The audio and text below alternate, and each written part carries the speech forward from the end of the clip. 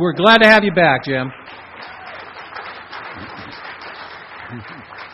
He's a great guy and a great friend. A little bit about Jim's background. He's earned a BA in journalism, and he's worked for several Texas newspapers. He's been an investigative reporter and an award-winning freelance writer and TV producer. He's taught a course on the JFK assassination and wrote a book, Crossfire, the plot that killed Kennedy, which became the basis for the film JFK.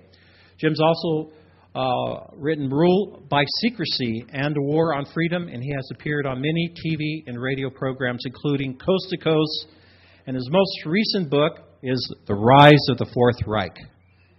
How do you like that?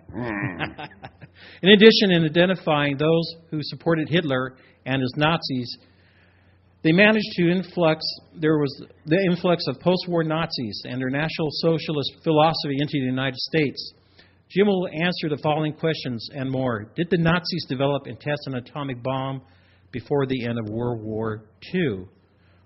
Were the atomic bombs dropped on Japan of German origin? Did the Nazis recover Solomon's treasure late in the war? Jim Marrs will discuss his investigations behind the Nazi movement, both then in Germany and now in the United States, along with what their hidden goals are today. Ladies and gentlemen, Mr. Jim Marrs. Thanks, Reuben. Thank you. Oh, good. Well, it must be this California air.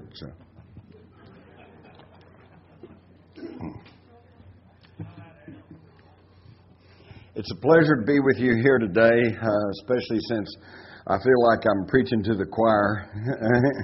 I think you guys are probably already on board. Here's what you can't have. This is the new book, The Rise of the Fourth Reich. It's published by William Morrow, which is a subsidiary of HarperCollins, major publisher, real-time stuff. Maybe they'll pay attention to this. I say you can't have it because this is the one and only copy. I only got this the day before yesterday. They are starting to ship, but even the bookstores cannot sell them until the publication date, which is the 24th of this month. So, as usual, I'm $1 short and a day late. But if you find what I'm getting ready to present to you interesting, then I would encourage you to run to your nearest bookstore and pre-order a copy of The Rise of the Fourth Reich, because number one, like Crossfire, like Rule by Secrecy, like my book on UFOs, Alien Agenda, which is the top-selling nonfiction UFO book in the world, has been translated into more than 8-10 languages. This is a book that you're going to want to have as a reference book, because it is chock full of stuff. So much stuff, there's no way I could possibly even do justice to all of it today, but I'm going to be hitting the high points. Earlier today, you heard from Eric Phelps, who was telling you about how the Vatican's trying to run everything. You heard from Barry Shamish, who was telling you who killed Rabin and who's trying to run the current government in Israel and who are the people behind them. You heard from Jim Fetzer, who is the past master at knowing all the ins and outs of the 9/11 inside job false flag operation. And you just heard from Clifford Carnicon, who's telling you about what they're doing. They're dropping this stuff on you, and they're causing all of this stuff in the atmosphere, causing all this disease. And so they're all telling you that they are after us, okay? Well, I hope today maybe to put it all together for you, and I'm going to show you who they are, where they came from, and that they haven't really stopped their game plan since the beginning of the 20th century. But first, I want to make sure that we're all on the same page, so I'm going to run through some definitions real quick. Reich is simply the German word for empire, okay? Is anybody going to argue with me that the United States today is the new empire in the world, okay? Interestingly enough, in German, when you use the word Reich with a small r, that means rich or wealthy. So actually you could say the Reich is a empire of the wealthy. Fascism and corporatism. Fascism comes, of course, from Mussolini's black-shirted fascistas, which carried the emblem of the axe, the bundled axe, which goes back to the Roman Empire and is the symbol for central authority. Okay? And so as a result, the term fascism came into being, meaning tyrannical central authority. But Mussolini himself, as you'll read in my book, said actually fascism probably isn't the correct term. He said the correct term is corporatism. Central authority by corporate power. Oops, are we beginning to sound familiar? Now we've got to understand that socialism is a system in which all means of production, distribution, exchange are publicly owned. Okay? Now, the globalists really are pushing for socialist systems. It sounds weird. I thought they were capitalist. Well, they are, but they want socialism because any social program, no matter how benevolent, requires central administration, central government, central control. And they know they have the wealth to buy up the central control and thereby run the world. Communism is socialism, okay? But it was one that was exported. This is a classless socialist system in which all property is publicly owned. The problem with socialism as practiced by the communists was they tried to spread it worldwide.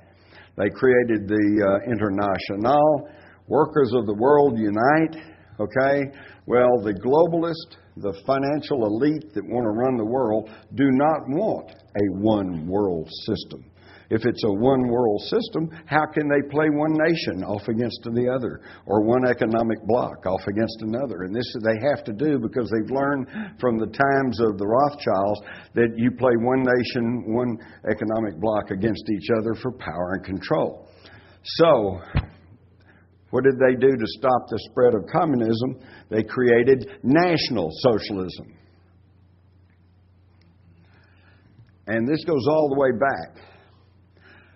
President Abraham Lincoln, you can read it for yourself, won't read you the whole thing, except right at the end where he says, corporations have been enthroned, an era of corruption in high places will follow, and the money power of the country will endeavor to prolong its reign by working upon the prejudices of the people until the wealth is aggregated in a few hands and the republic is destroyed.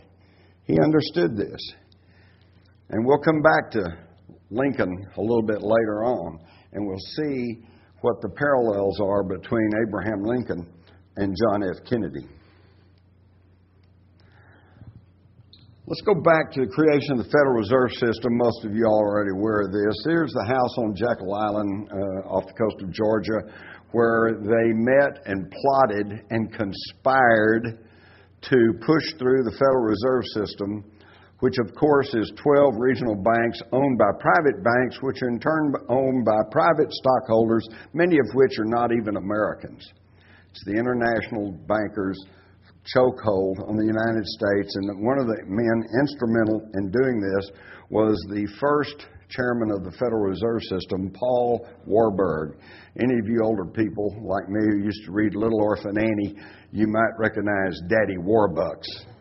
Daddy Warbucks was fashioned after Paul Warburg. Now, at the time of World War I, Paul Warburg was in charge of the finances in the United States, funding and augmenting our effort, Blackjack Pershing and over there, you know, our boys in World War I. His brother, Max Warburg, was in Germany, instrumental in running the war for Germany. Both of them had been agents for the Rothschilds. Max Warburg was head of M.M. Warburg, principal stockholder in the Reich Bank. He was a co-founder of IG Farben, the largest chemical combine in the entire world, which was the forerunner of what today we call Big Farm, okay, the big, huge pharmaceutical corporations.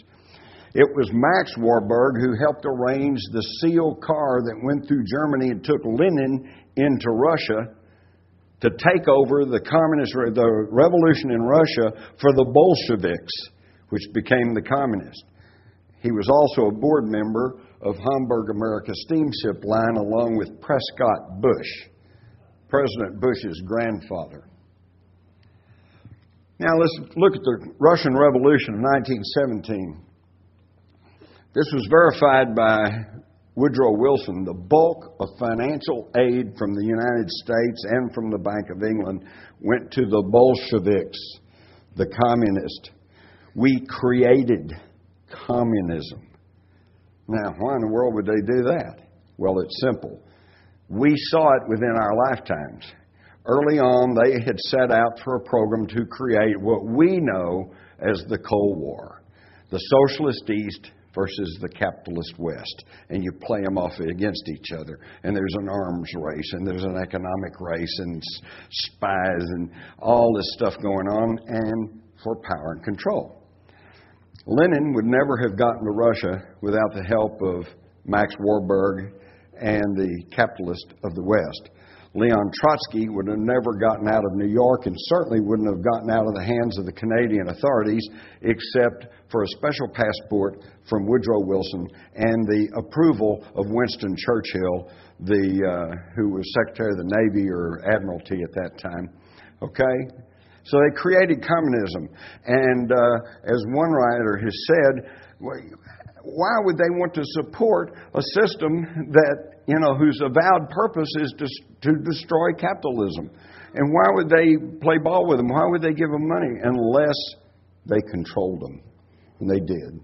Again, playing both sides against the middle. Early on, people understood this. In less,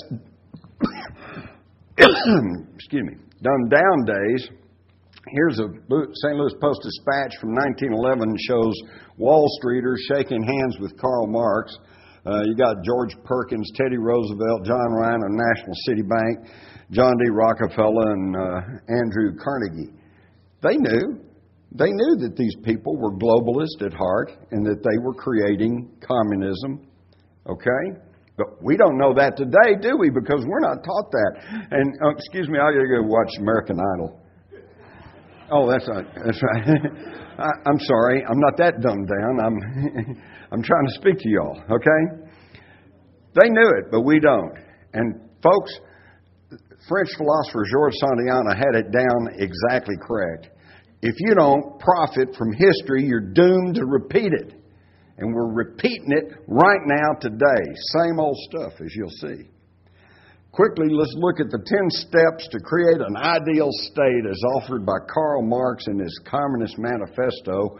And you can read these for yourself. I'm not going to read them to you. But what you might stop and consider is that this is almost identical to the aims and goals of the old Bavarian Illuminati and practically verbatim for the purposes of the Nazi Party platform. It's all socialism.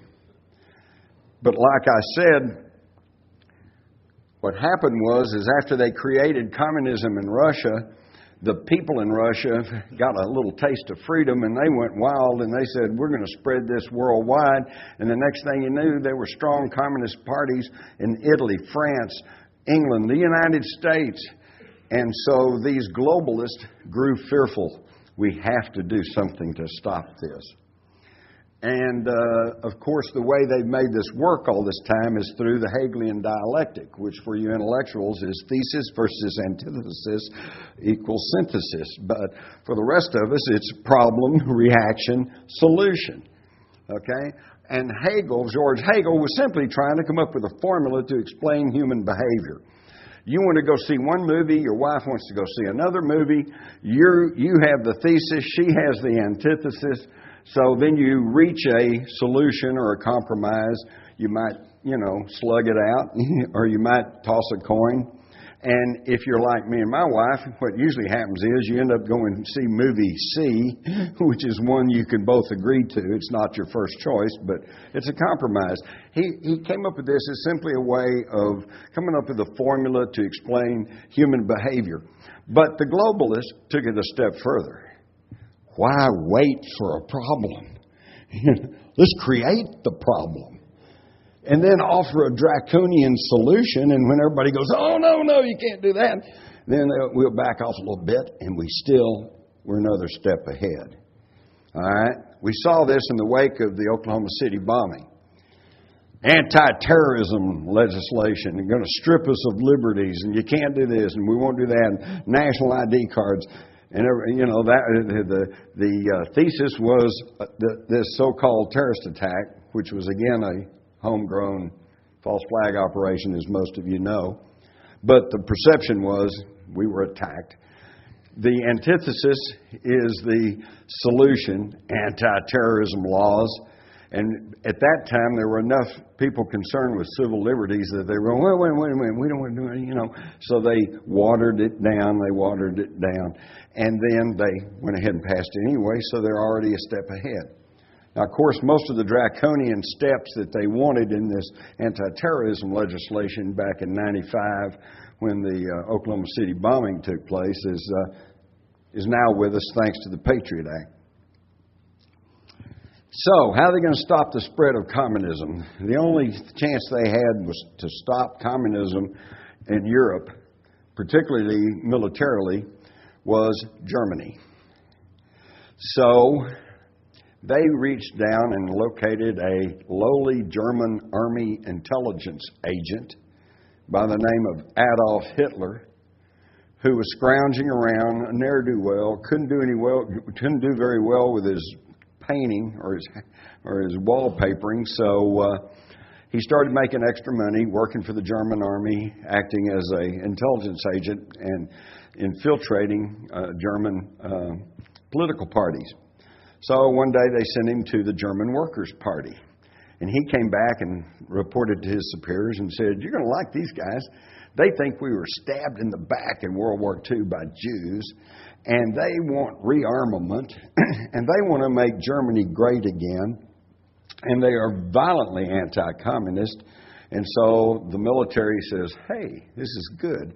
So he started giving him money, and he started building up the German Workers' Party until in 1920, when he changed the name from the German Workers' Party to the National Socialist German Workers' Party.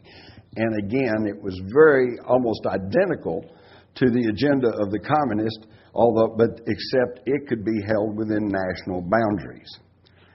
National socialism. Now, in German, it's National Sozialistische Deutsche Arbeiterpartei, which means the National Socialist German Workers' Party. But if you'll notice, in National Sozialistic, they took the NA and the ZI out of that word, and so the acronym for National Socialism is Nazi. So when we're talking about a Nazi, we're talking about one who adheres to the philosophy of National Socialism. Right off, he started getting big funding. And the German people were pushed into the hands of Hitler by the Dawes Plan and the Young Plan, both of whom had been assets of J.P. Morgan. This was supposedly to wring war reparation out of the Germans, but in reality, no final definite amount of reparations was never ever named, so it was just open-ended. You're going to pay us from now on. They, of course, split Germany up. They took some of their French territories away from them, and mostly under the Dawes and Young Plan, this meant that German industries were now coming under the control of foreign investors, and this so angered the Germans that they all rushed to Hitler.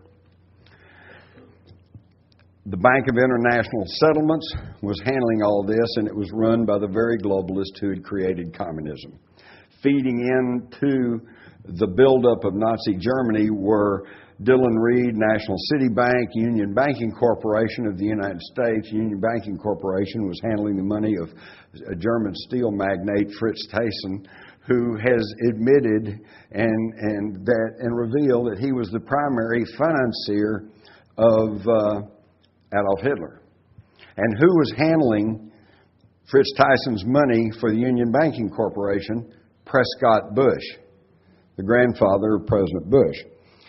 Funding was also coming from the Bank of England. Now, we also even look beyond the banks that were supporting Germany, and we find out that the large German corporations led by I.G. Farben, whose names I'm sure you'll recognize, Farben, Bosch, Daimler-Benz, Siemens, Krupp, Alliance, which, by the way, is still the largest insurance company in the world and the primary insurer of the World Trade Center. It wasn't insured by Prudential, okay? It was insured by Alliance and Swiss Re, these same people. Now, look at who was supporting them all the way in America. General Aniline and Film, which we know as GAF, was actually a subsidiary of I.G. Farben. And IBM, under Thomas Watson, supported the Nazis and helped them all the way through the war.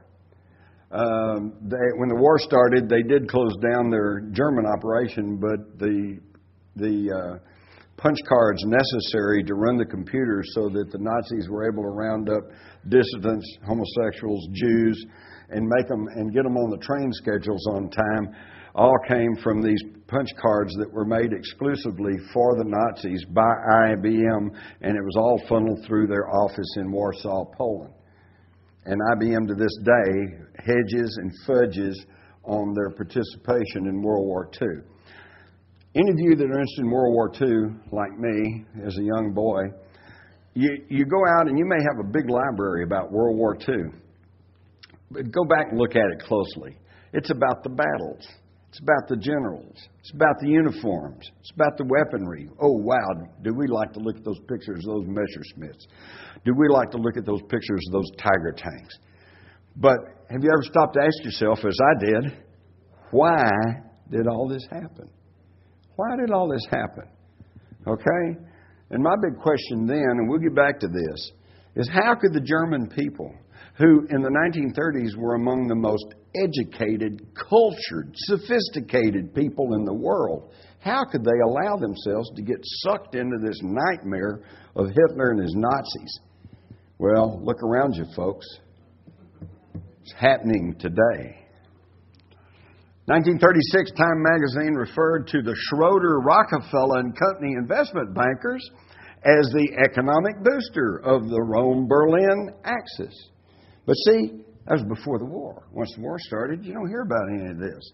And the attorneys for the Nazi Schroeder Bank were John Foster and Alan Dulles of the New York law firm Sullivan & Cromwell. And remember those two names, because as we will see, they continue right through. Another area that nobody much likes to look at is the occult aspects of the Third Reich. Hitler was put into power, supported, and funding by the Thule-Gesellschaft, or the Thule Society, which was a secretive German order that could be traced back to the old Teutonic Knights, which were a creation of the Knights Templars. And as such, they had esoteric knowledge, and they sought more esoteric knowledge. We've all seen the Indiana Jones movies. They're after the Ark of the Covenant. They're after this, that, and the other thing, and they were. So they began to support Hitler, but then Hitler got out of hand. They had the same problem they had with communism. They created communism, but then they realized they created a Frankenstein monster. So they turn around and back Hitler to act as a block against the spread of communism. And now they find out they've created another Frankenstein monster, because those Germans, they're just a little too efficient. First thing you know, they've overrun Poland and the Low Countries and France, and now they're threatening Britain. Britain, who Hitler had hoped to have as allies in the fight against communism and against the Russians. Okay? And this is why at Dunkirk, he did not destroy the British Army. He allowed it to escape back to Britain because he was counting on them to be allies. And the British royalty and the Bank of England and these bankers, financiers, and the globalists were all for it. But at some point, probably after the fall of France, they realized that Hitler's getting out of control. And at certain levels, they began to turn against Hitler. And Winston Churchill was one of their minions who they let known that we need a war, we need to stop Hitler. Winston Churchill himself wrote that he had no problem with National Socialism. What he was wanting to stop were the German people. They didn't want the Germans to run everything because, after all, it was American and British capital that had started the whole thing in the first place.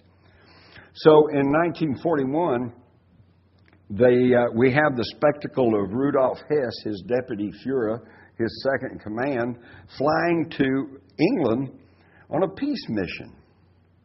And they admitted this at the time, but what happened is that even though he overflew some RAF bases and nobody came up to stop him, in other words, indicating that there was some sort of prearrangement going on here, and Hess did not just do this on himself. He had his ME-110 personally modified by Dr. Willie Messerschmitt. He had his whole way plotted down. He had made contact with people in England. He was going to land. They were going to put him in touch with the British King, King George VI. They were going to oust Churchill, sue for peace with Germany, and Germany and Britain were going to become allies in the fight against communism. But Hess screwed it up. He couldn't find his place. He couldn't find the place to land. He ran out of gas. He had to parachute out, and in doing so, he broke his ankle. And then a home guard, or a farmer with a pitchfork came up and captured him and turned him over to the home guard. Well, now the whole thing's out in the open, and what was going to be a big secret peace initiative turned into a huge scandal, and everybody concerned had to hush it up. Hitler said he was an idiot and a madman and disavowed him. He didn't know anything about it, and we now know why. They were trying to conclude peace with England in May of 1941 because the next month Hitler attacked Russia, Operation Barbarossa. And why did he attack Russia? We'll get to that.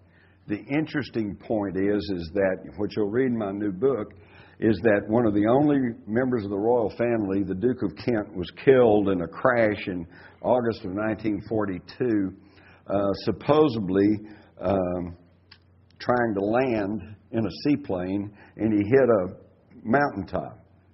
But they've done research, and it seems that this aircraft was actually in the process of taking off, and it was taking off from a place near Caithness, Scotland, where they believe the real Rudolf Hess was being held. There was a whole little shell game going on. Hess was captured. He went into captivity. They secreted him off and held him secretly, and then found a duplicate to take his place, and that duplicate is what they turned over to Churchill, and they put him in the Tower of London, and they held him prisoner, and at some point they might have even brought in another duplicate. Okay, because nobody could admit that the British royals were willing to cut a deal with the Nazis because their plan fell apart, and Winston Churchill, even though his position was very shaky, he was the one in charge and he was pro-war. So the question remains, was the Hess who finally supposedly committed suicide in the 1980s, just as he was about to be released from Spandau prison, was he the same pre-war Rudolf Hess? Now, it's not just me or conspiracy theorists that are wondering this. Allen Dulles, at the end of the war, who became OSS chief in Berlin and later head of the CIA, sent Canadian Dr. Ewan Cameron to Spandau to examine Hess to see if he had signs of wounds that they knew he'd received in World War I. Well, now, why send a Canadian doctor over to examine Hess? Any competent doctor could have checked to see if he had scars on his chest or whatever. Well, Ewan Cameron was not just any doctor. He was a psychologist, psychiatrist, and one of the founders of MK Ultra, mind-controlled experiments. And Alan Dulles, when he sent him over there, he said, "We have reason to believe this is not the real Hess." So you had all kinds of skullduggery going on. Interestingly enough, when Cameron gets over there and the British happen to be, they would switch off. The Russians would guard Hess, and then the Americans would guard Hess, and then the British would guard Hess. He happened to go over there when the British were guarding Hess, and they refused to let him examine the Hess that was in prison. Another thing that's kind of telling is that when they brought Hess up to the Nuremberg War Crimes trial and tried to question him about his associations, his activities, he couldn't remember. He had lost his memory. Couldn't remember anybody. Couldn't remember his old friends, How convenient for someone who wasn't Hess. So here's a whole other issue that we know very little about. But the reason Hess went to England, the reason they were trying to get a peace agreement going with Britain at that time was because Hitler indeed was preparing to attack Russia. But why did he want to do that? Did he just wake up one morning and say, "I think I'm going to attack Russia"? He said in Mein Kampf back in the 20s that eventually Germany and communist Russia were going to have to fight. They were going to have to face each other. But why did he pick this time? Well, documents coming out of the former Soviet Union that are now becoming public, but still hadn't been told to you, show that Stalin had made the decision that no one in Western Europe was going to voluntarily vote in communism. And the only way they could make Europe communistic was military invasion, and he was preparing to invade Europe in July of 1941. The only force that could possibly stand a chance to stop him was the German military. And even that was chancy because the Russians had millions of men, 10,000 airplanes, 22,000 tanks, including those heavy KV models, and even a few of the new T-34s that were coming online, while the Germans had 3,600 tanks. Most of them Panzer IIs and IIIs, very light tanks. Okay, now if they had waited for the invasion, they wouldn't have stood a chance. So the only chance they had was a preemptive strike. So in June, the month before they knew Stalin was going to invade Europe, they attacked Stalin, and sure enough, they crashed through the Russian lines, encircled whole armies, whole divisions. How were they able to do that? Because the Russians were not in defensive positions. They were in offensive positions. And the thing that tells me this is true is that if you've studied your history, you'll know that any general that even looked wrong at Stalin was stood against the wall and shot. None of the generals in charge of the troops on the Western Front at the time of the attack of Barbarossa were ever shot, demoted, or even criticized. Why? Because they were there, they were doing exactly what Stalin had told them to do. Very interesting. That puts a whole new light on it, doesn't it?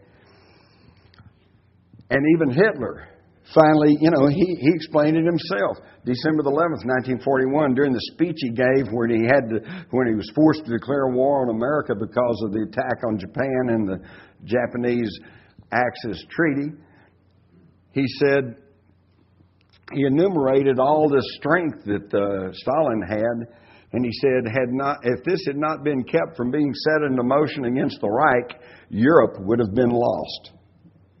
Whoa, Hitler saved Europe from communism? I was never taught that in school. Where'd that come from? But that fact seemed to back this up. Now they're in total war, and now they're really moving to see if they can't not only survive but win. But the war is going against them.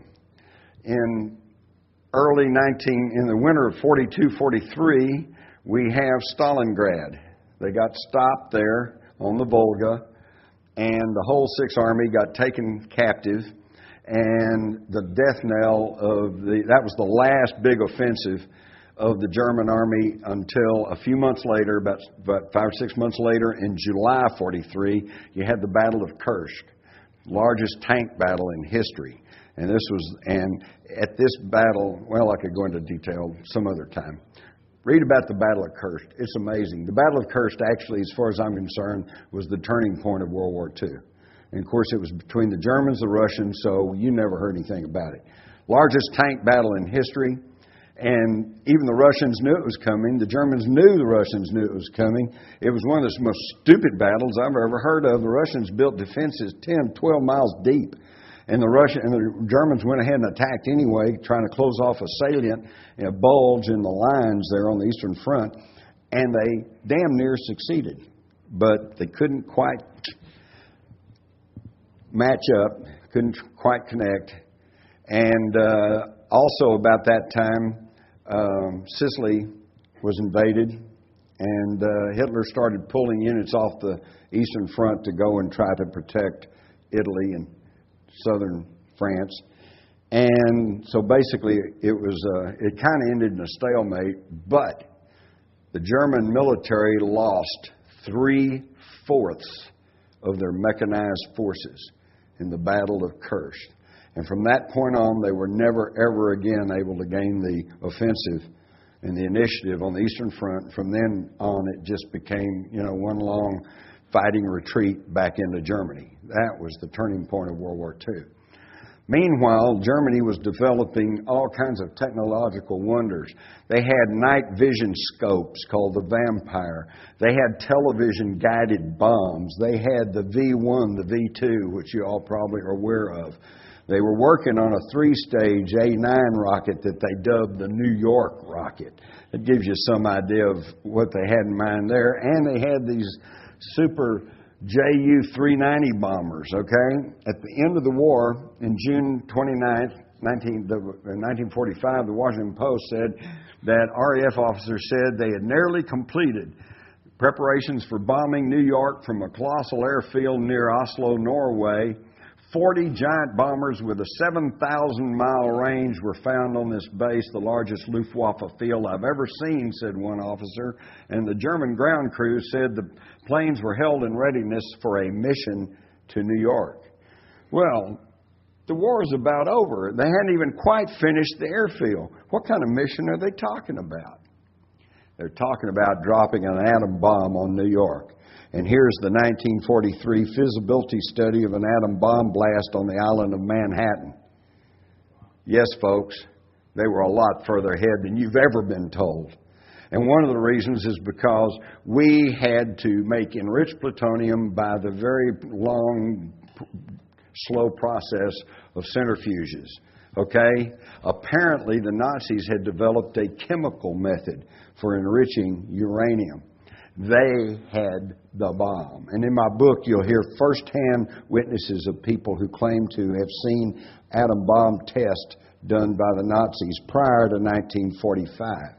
Well, okay, if they had the atom bomb, then why didn't they drop one on New York or drop one on Paris or London, Okay. By the time they finally were ready to make such a move, it was already the spring of 1945, and Germany was on its knees. They were being pressed from the east by the Russians, pressed from the west by the Allies, and they had no reliable delivery system. The V-10 3-stage rocket was unavailable and unreliable. They couldn't count on that. And the giant base in Norway, which they held on to the very end of the war, even though militarily, strategically, it had no value whatsoever, except this was the base they could have launched a nuclear attack from. And it was not completed. And the third reason that they did not use a nuclear bomb is, think about it, folks. If they dropped an atom bomb on New York or London, would that have ended the war? Would we have sued for peace? No. We would have left no stone unturned in Germany. We would have turned it into a wasteland. We would have probably taken the whole population and marched them off somewhere to a camp. Okay? We would have, the retribution would have been unthinkable. So what did the top Nazi leaders do? They got these uranium bombs, They swapped their uranium bombs to the United States in exchange for immunity. 6 days after the surrender of Germany, the German U-boat U-234, after being passed over by Allied aircraft and not being attacked, which tells you there was probably some kind of prearrangement, surfaced in the Atlantic and was taken captive by the USS Sutton. Here in the bottom picture, you can even see that they're already transferring stuff off the submarine. On this submarine was 3 Japanese officers who committed harikari, and they chunked them overboard before they went into captivity. Also on board was 2 disassembled Me-262s jet fighters and 50 barrels of uranium, along with a Dr. Heinz Schlichter, who was the man who invented their proximity fuses, along with some of his best fuses. Now, at this time, President Roosevelt in early 1945 had already been notified that they did not have enough enriched uranium in the United States but for 1 atomic bomb. And of course, they had to test it. And they did. So let's look at the time frame.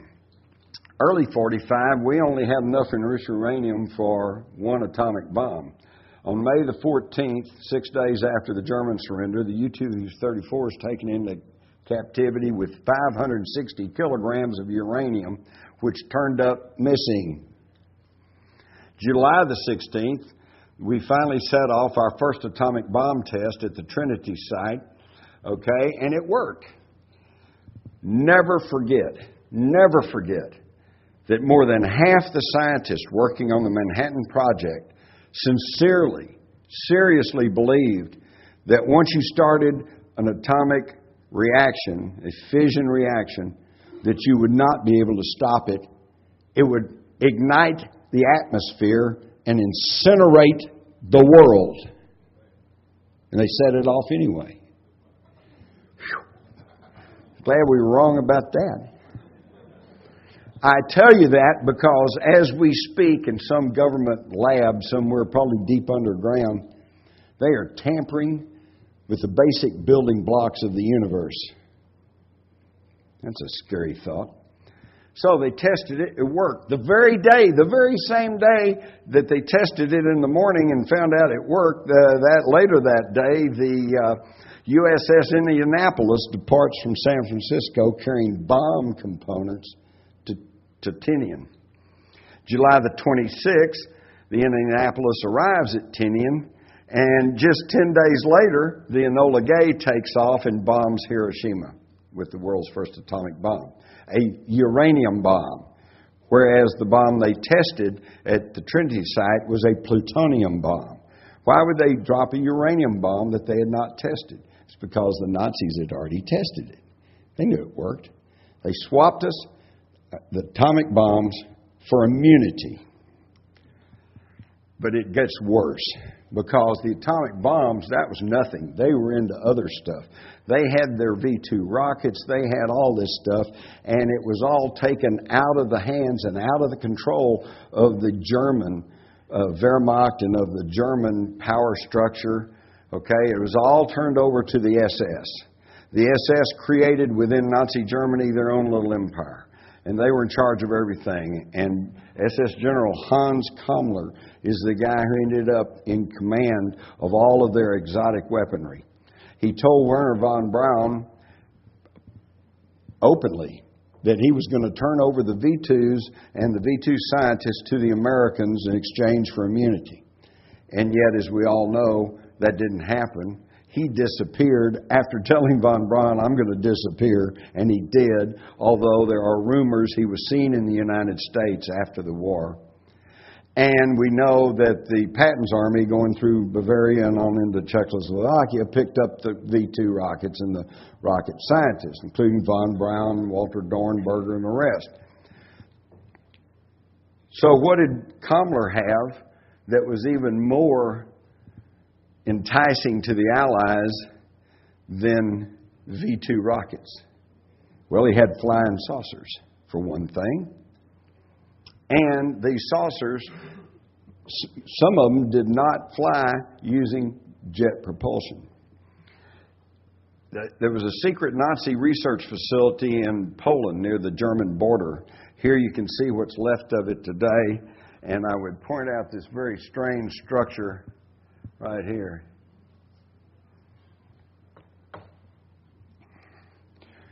Was that, at first they thought maybe it was a test for helicopters or something, but that didn't work out. And then they found all this extensive cabling going into it, insulated wiring. Was that a superconductor? And this gets into some strange stuff. In the drawing up here, you'll see what witnesses described as what they were working on. They called it Die Glocke, the bell. And it was rotating vortex energy. They were creating energy fields.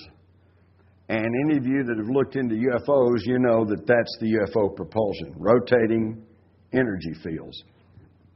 The picture is a duplicate bell, the rotating energy plasma generator that they're working on at Warsaw's Institute of Plasma Research and Laser Microfusion.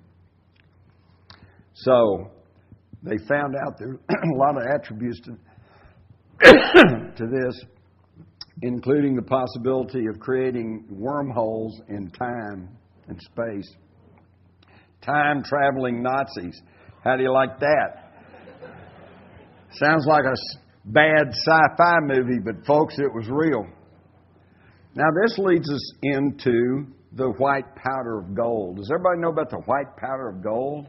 Yeah, a little bit, maybe not. Under certain circumstances, when you get monatomic matter, that's single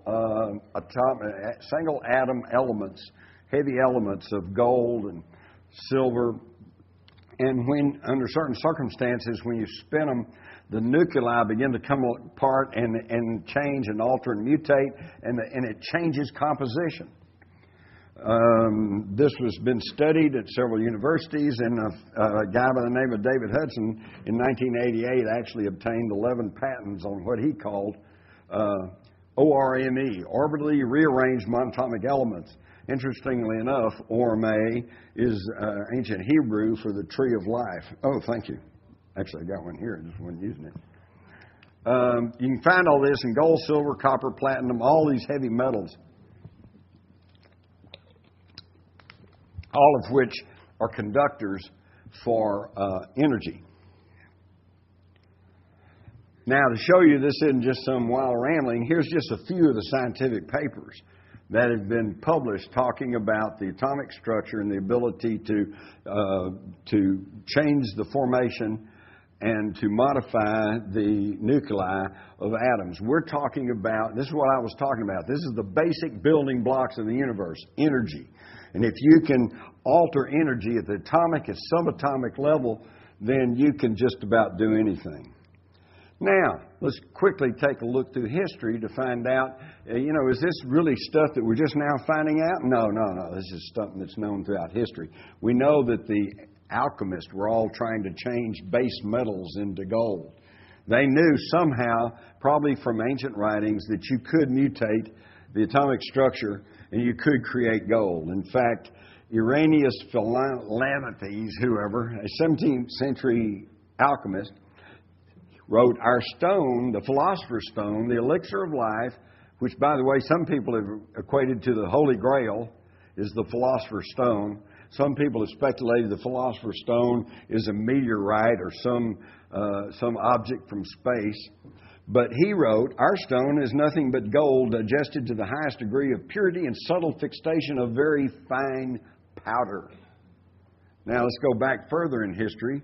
And we find the ancient Egyptians had what they called the shamanan, the mafuz, the manna, the white powder gold, the conical bread.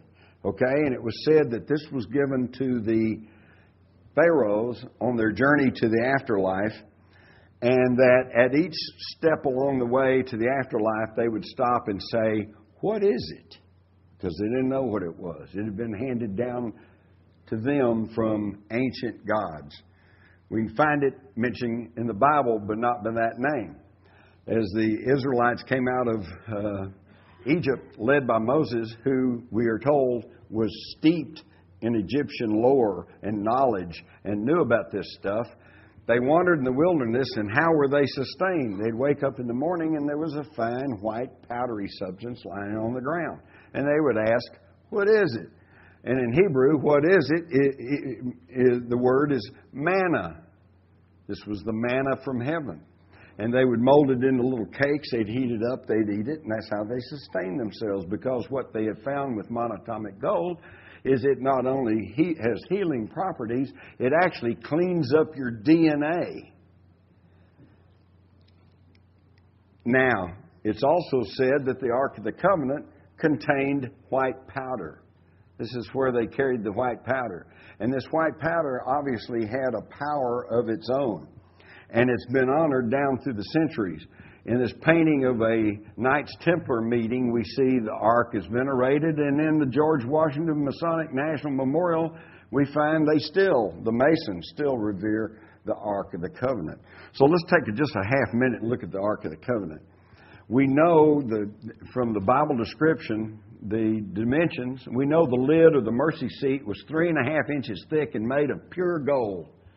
And folks, that weighed 2,714 pounds. How does 4 people pick up more than a ton and carry it around? Well, they don't. What we now know, because it was filled with white powder, and they have found with this white powder of gold, when you put it on a weighing pan and heat it, that it weighs less than it did before you even put it in the pan. The pan weighs less too. So it not only has anti-gravity properties, but it can transmit those properties to whatever it's sitting in. In the late 1980s at Pacific Northwest National Laboratory, they cooled a ceramic superconductor by liquid nitrogen to produce a magnetic cushion and floated this round magnet. So we've already duplicated this effect in the laboratories. So they weren't carrying the Ark of the Covenant, they were just guiding it along. And with this superconducting and this extremely atomic, subatomic material, they were able to communicate. Remember, they heard sounds coming from the seat. They were able to maybe even, if you'll remember the story of Nebuchadnezzar and Meshach, Abednego, and he built the gold place, and they went in and they said, are they in there? And they said, well, the 3 Hebrew priests are in there, but there's also a 4th person in there. Well, where'd he come from? And they said, and Nebuchadnezzar says, who is that? He said, well, it's the Son of God. Oops, did they create a wormhole? Did they create some kind of portal, dimensional time portal? And of course, then we have the famous story of Moses coming down from the mountains, and the people of Israel knew that gold was somehow magical, but they didn't know how it worked because only the priests, only the knowledgeable ones knew the real secrets. And he got angry, and he took the calf which they had made and burned it with fire, ground it to a powder, and made them drink it. Well, now, wait a minute. We can't be talking about molten gold, because if you try to make somebody drink molten gold, you're going to kill them.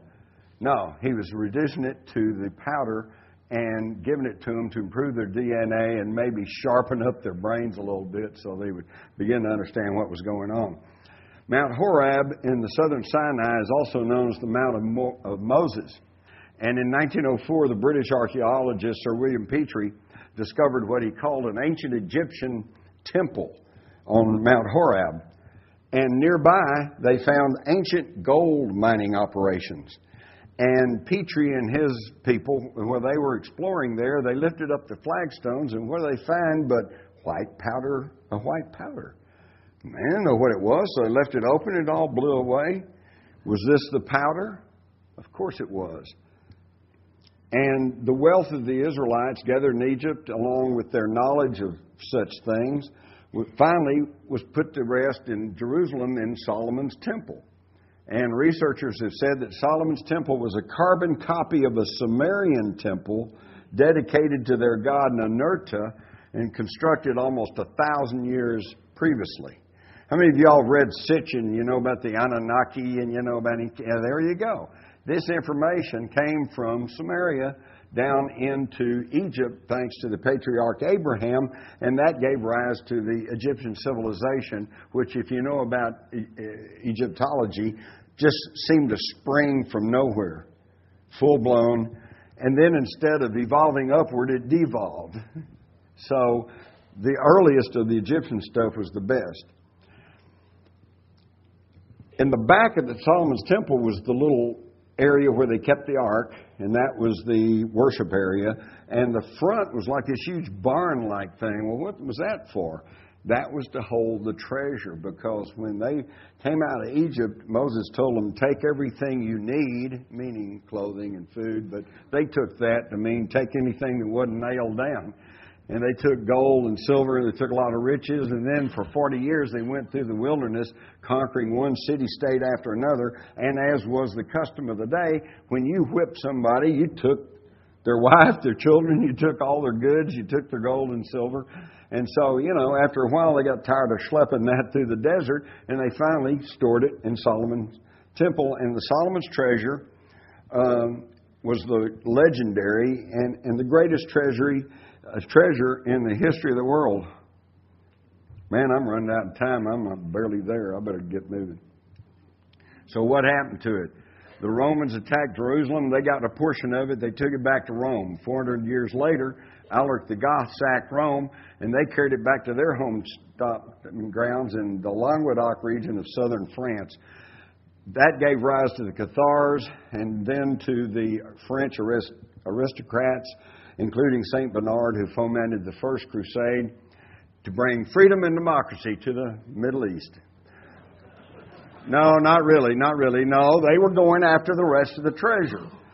So they went and they excavated under the Temple of Solomon for 9 years, and they got the rest of the treasure that had been hidden there, and they brought it back to southern France. So all of a sudden, Solomon's treasure was reunited in southern France.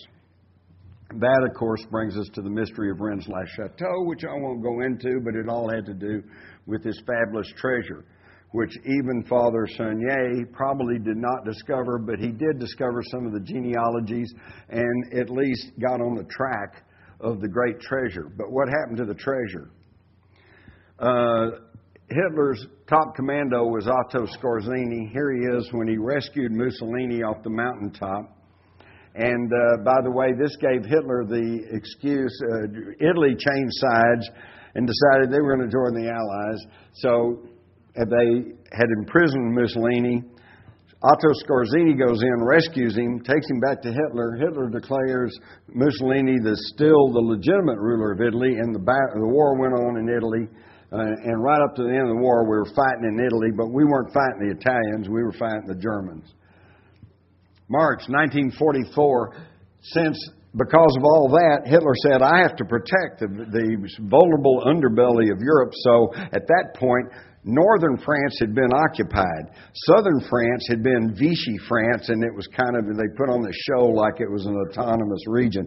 But at that point, in September 43, Hitler says, no, I got to protect all of Europe. So they sent the troops and occupied all of France, all the way down into southern France, into the Languedoc region. And in March of 44, SS troops led by Skorzeny entered the Languedoc and then set up camp near the Cathar fortress of Monsignor. And on March the 16th, Skorzeny sends Berlin a telegram simply stating, Eureka! I found it. And he signed it with his code name, Narba, which means scar. He had a big scar across his face. The Nazis got Solomon's treasure. Not only the wealth, but the knowledge.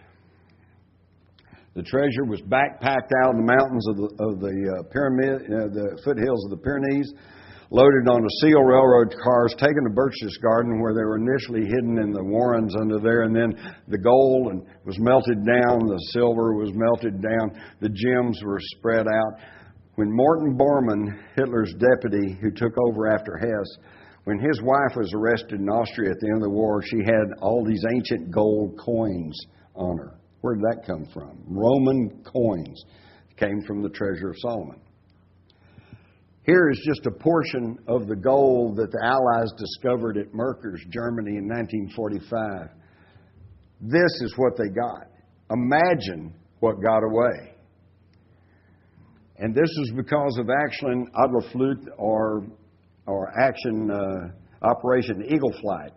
Eagle Flight out of Germany. Morton Bormann, Schmitz, the head of IG Farben, who, by the way, held as much stock in Standard Oil as the Rockefellers, along with these corporations, were moved everything worth anything out of Germany through the rat lines that were augmented significantly by the Vatican. Many of them used Vatican papers to obtain visas from the Red Cross, and they moved them out of there. And a lot of people knew what was going on. Why was this allowed? Because at the end of the war, who became High Commissioner of Germany? John J. McCloy, former head of Chase Bank, the very bank that had funded Hitler. And Allen Dulles, who'd been operating out of Italy, then moved in, became OSS chief in Berlin, and began whitewashing the backgrounds of these Nazis. Why? Because they had made arrangements for the atomic bomb. We know that the church went right along with the Nazis, okay, and so they were all for it. And by the way, anybody stop to think that the current pope was a Hitler Youth? So they're still in charge? Governor of California, his father was a Nazi Gauleiter, wore a little Hitler mustache. And Schwarzenegger early on was a big admirer of Hitler, said all kinds of good things about him, and until he got to be governor of California, and then they started talking about running for president. Hide and watch. They'll run him for president. They'll have to change the Constitution, but they'll do that too, because after all, we are a multicultural nation. Boy, I'm running out of time. All right, let's move along.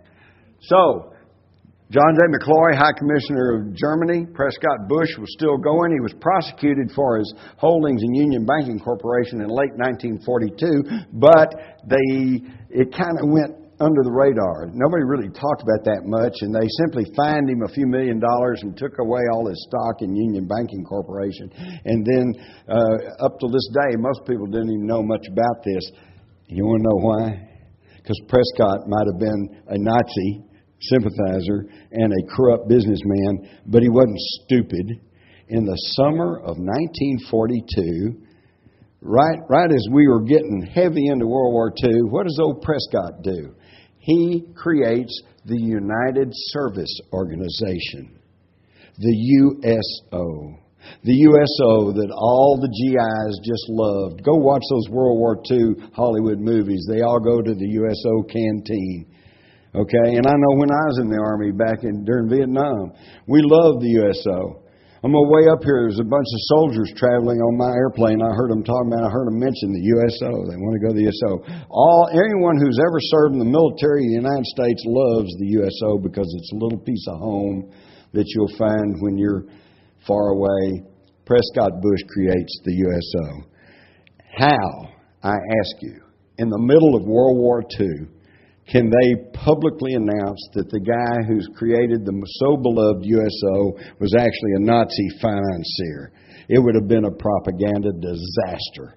So they just fined him and slapped his wrist, and he went right on, and now his grandson is our president. In 1963, John F. Kennedy tried to break loose from this financial stranglehold that these international globalist bankers have put upon us, creating communism, then creating the Nazis, leading us into 2 world wars and the Great Depression. He and his Treasury Secretary were trying to curtail the power of the Federal Reserve System, and in June of 1963, Kennedy issued $4.2 billion in United States notes. Okay? This was paper money issued through the Treasury, not through the Federal Reserve System that we have to pay interest to. It's really a scam. Congress approves more debt. We authorize the Federal Reserve System to print more money. They spend a few $100s on paper and ink, print up $100 million, and then charge us interest, not on the money they spent on the paper and the ink, but on the $100 million. And that's our national debt, which is now up around $8 trillion and rising, and it's going to get worse. So he issued his own money. You notice it's got red ink on it, 1963 series. And I told you the parallel between he and Lincoln. He became the second president in U.S. history to issue interest-free money. And the first was Abraham Lincoln when he printed greenbacks to finance the war between the states. And folks, I don't think it was just sheer coincidence that both of those men were shot in the head in public. That's what happens to you when you try to thwart those international bankers. Now, after Kennedy's dead, Johnson takes over. Who's his wise men? Who were the people running the show? His 16 wise men, all members of the Council on Foreign Relations, to include Averell Harriman, who was business partners to the Bush, who also financed Hitler. The Rockefellers, Nelson Rockefeller, in World War II was in charge of South America, okay, and saw that the Germans got all the benefit down there, not the British. So in other words, they were down on the Germans, and they let Hitler and Himmler and Goebbels, they let them go, whatever happened to them, but they did not give up on National Socialism. They brought it over here, and they learned from their past mistakes.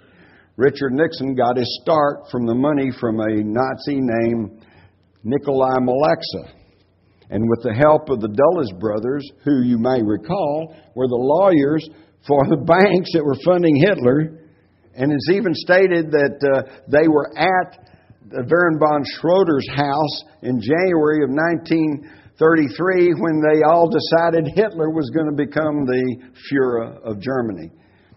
They helped release the money of Malexa, some $400 million, and Richard Nixon, a young lawyer who they had picked, got the benefit of that, and that started him on his political career.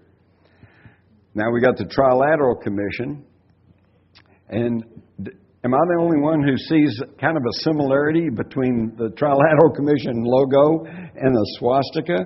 It's just kind of a stylized swastika. And these are the people who put Jimmy Carter into office. So, when they got mad at the Republicans, then they put Jimmy Carter in. Gunfire decided all U.S. elections between 1964 and 1988, and we may see a revival of that if Hillary Clinton's prediction of an assassination of Obama proves true. But here's the clincher. Starting in 1972, when Nixon pretty well eviscerated the Republican Party, he said, fire everyone except George Bush. And he named George Bush as chairman of the Republican National Committee. They began to infuse within the GOP these ethnic committees. Ukrainians for Nixon, Lithuanians for Nixon. And they were all chock full of Nazis and pro-Nazi fascists who they had brought in, who were fleeing from Eastern Europe so they wouldn't be killed by the communists. Of course, they were anti-communist, so that made them okay, because now we're into the Cold War. And this is where they begin to change basic Republican conservatism into what we now know as neo-conservatism, which is nothing more than National Socialism. Nixon's White House counsel, John Dean, said it's been new on Capitol Hill since about 1997, about 3 years after the GOP gained control of the House. It's been new to the White House since 2001 with the arrival of George W. Bush and Dick Cheney, although its roots first emerged during the Nixon presidency and began blossoming in the Reagan-Bush senior years. Okay, but he doesn't quite explain what's he talking about. He's talking about the neoconservatives, which are the National Socialists, the Nazis. In 1985, you all may recall that despite protest from veterans groups and from Jewish organizations, President Reagan, under which this Nazi infiltration of the GOP increased thanks to George Bush, goes to Bitburg, Germany, and lays a wreath at the cemetery, which was full of SS officers. They said, you shouldn't be doing that. He did it anyway. Does that not show that they were exerting extreme power?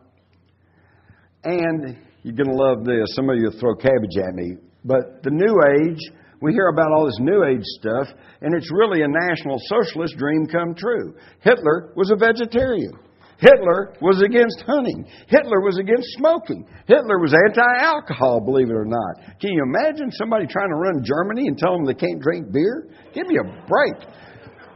And, of course, it didn't work very well either because they're going to keep drinking. And, of course, as the war got worse and worse for them, they smoked and drank all the much more. But back to nature, war on cancer, improved highways, clean water. This was all hallmarks of the Third Reich. And here's what I say.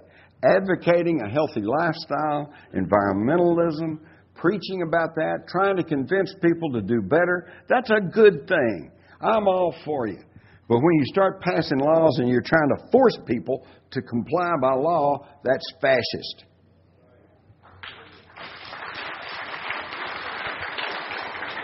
All right, I'm going to skim over this because I don't need to tell you that there are 5 corporations that now control everything you see in here. And I'm not talking about the news. I'm talking about books, TV, cable, magazines, you name it. You name it. 5 corporations, and they're all interlocked, and they're all backed by these same National Socialists.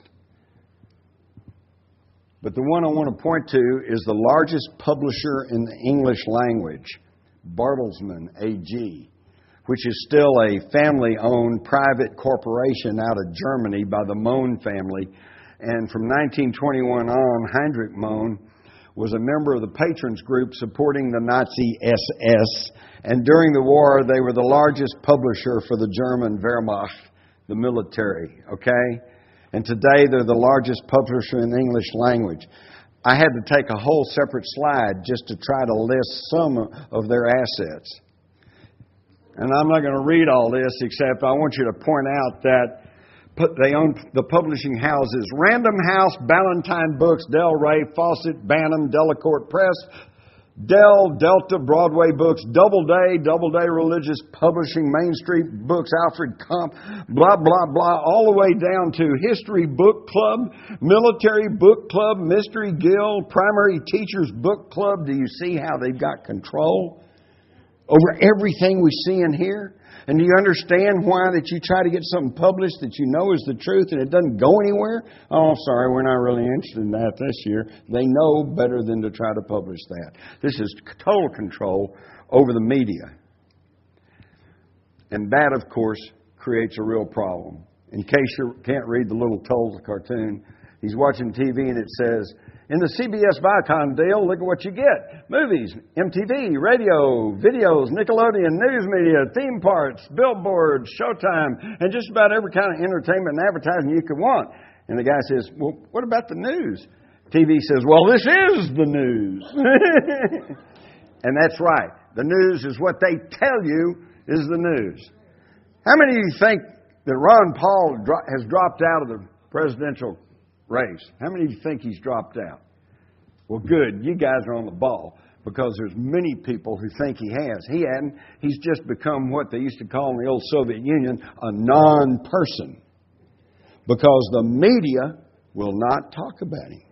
And they will not push his message along so that you can hear that he's the only choice we've got.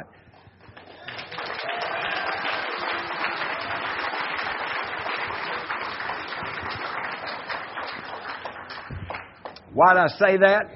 Because behind Hillary was the Bilderbergers. She was the first American First Lady to attend Bilderberger meetings. And she didn't just attend the meeting. I could go attend the meeting of the Bilderbergers. Doesn't mean I'm part of them. But she didn't just attend. She was at the front door greeting the members as they came in, which is a time-honored method of introducing their protégés to the membership. She was handpicked. And I wouldn't count her out just yet, okay? Behind Barack Obama, who I say is an empty suit. Oh, he looks nice. He says all the right things, but then think about it. In 2000, George Bush did too. Freedom, motherhood, God, apple pie, says all the right things, but he didn't do it. Didn't do any of it. Hitler said all the right things. Absolutely. Okay? And behind Obama, who do we find as his senior advisors? Zbigniew Brzezinski and his son, the Trilateral Commission. Okay? Brzezinski, who I swear to God wants to start World War III with us against the Russians. He's got a thing against the Russians. Okay? And behind John McCain is Henry Kissinger, for God's sakes. And am I the only one who's concerned that John McCain may have a real chance at becoming president and having his finger on the nuclear trigger, and by his own admission, for 5.5 years, he was in the hands of Soviet mind control experts? God almighty. And okay, all right, I know some of the Republicans out there go, oh yeah, well he's a hero. He's POW. He parachuted out of his plane. He's tough. He can overcome that. Well, maybe so. But let's look at his record. John McCain has voted for every aid package to Vietnam. He's voted against and obstructed every investigation into finding out what happened to our MIAs and our POWs. And right now in Hanoi, the only monument that they have to American POWs is to John McCain, okay, who got special treatment. And you go check the website, Vietnam Veterans Against McCain, you'll find that his fellow prisoners dubbed him the Songbird because he told them everything they wanted to know. And he's admitted that, okay? All right? And yet they still talk about this guy as if he's a real candidate. It's amazing. It's amazing. I won't bother to read all this, except basically what they're saying is, it's very true, is that even if J.P. Morgan, John D. Rockefeller, the Rothschilds, even if these people as individuals have become superfluous, the mechanism, the machinery that they have created still lives on and is still as potent as ever and is still fulfilling the functions for which it was created. And this mechanism today has been brought under the control of the fascist globalist who created both communism in Russia and National Socialism in Germany by using the wealth stolen from Europe by the Nazis. They have created a new empire in the United States, a Fourth Reich. And I think they may even be gloating about it and snubbing their nose at us because the most revered occult symbol of the Nazi SS was the black sun. And in the heart of America, in Centennial Park, in Nashville, Tennessee, is this black onyx globe that floats on about a half-inch of water. It's amazing. You can push on it and the whole thing will revolve around. And it's got the continents etched, so they say it's the world. And yet, when the sun's out, it glistens with such brightness that you can barely look at it.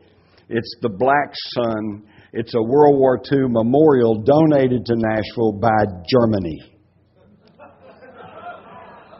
Nah, we won.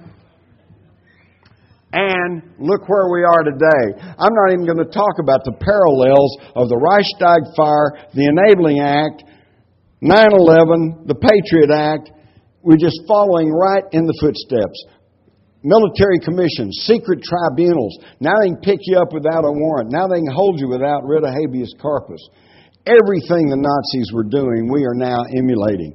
Even our stamps are beginning to look like Nazi symbology. Our military guys now look like Waffen-SS troopers wearing those Fritz helmets, okay? And, by the way, I just saw a story the other day where the mayor of D.C. has announced a new program of neighborhood security zones, whereby they are going to close off neighborhoods and with police on all the corners. Nobody comes in, nobody goes out unless you show your government-approved identification cards. Can you spell Warsaw Ghetto? They're doing the same stuff and it's happening to us all over again. And my question, As a young kid studying World War II and reading about the concentration camps and reading about the capos and reading about the way the Jews were treated and the homosexuals and the intellectuals, one of my best friends was the medical examiner in Fort Worth, Texas, Dr. Felix Głodz. He was Polish. He and his wife ended up in Dachau. Okay, he wasn't a Jew. No, he was a free-thinking, intellectual, educated person, and that's who they were throwing in prison. Okay? Just like most of the people sitting in this audience today. Are we going to repeat ourselves? Now, I've told you about the rise of the Fourth Reich. I haven't told you about the fall of the Fourth Reich because it hadn't happened yet. And when that happens, it's going to be up to you. So let's get after it. Thank you.